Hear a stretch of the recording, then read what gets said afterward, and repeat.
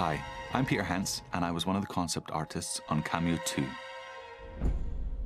Kameo II was a planned sequel to Kameo, Elements of Power. Set in a world of high fantasy, the project was to be a departure from the bright, innocent-looking themes we explored in the original. Kameo's world had changed, and sinister forces were at work, much like Dorothy's return to Oz in the 1985 film.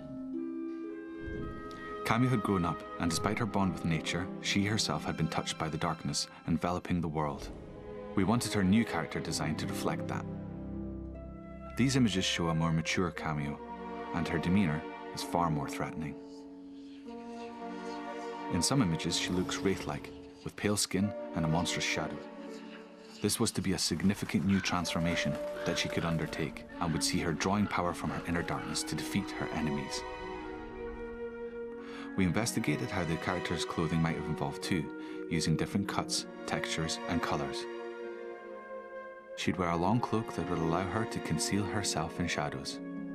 From there, she could sneak up on unsuspecting victims and ambush them. We also mixed in original costume features with new designs. For example, Kameo still wears her bone ornament and jewelry. This was another aim for the art team in its character design, that of taking old elements and mixing them with new concepts. The creatures, while still recognizable, are now more ferocious.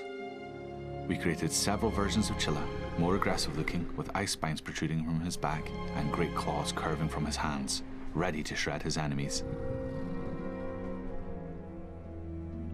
Atomite was also back.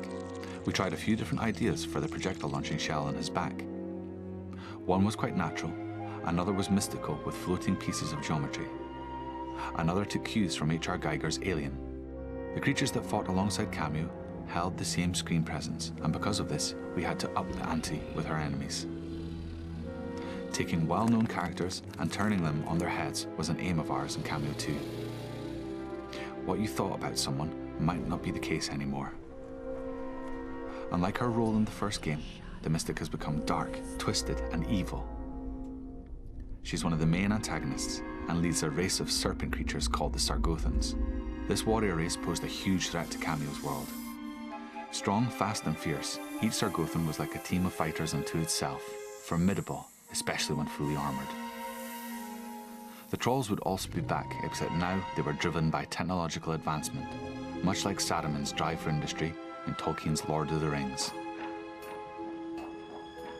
We continued the storyline for the Whatnot book, where it had been stolen and its power turned to evil uses.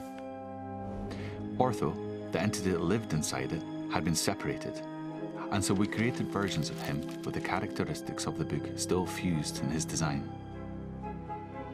His skin a papery texture, pages and text scrawled across his face and body. Quite a departure from the character you first met. All the work here shows the strong potential the project had. Although Kameo II didn't get the go-ahead, the concept team is still proud of what we managed to achieve in the time frame.